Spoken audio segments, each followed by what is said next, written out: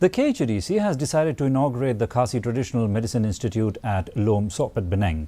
Talking to reporters after the meeting of the Executive Committee on Tuesday, Khadc Chief Secretary member Penyait Singh's aim said that the Council will float an expression of interest to rope in institutes specialized in running centers on herbal treatment.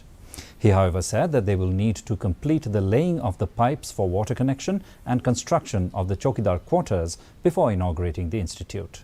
The CM added that the Council is also planning to set up a laboratory at the institute.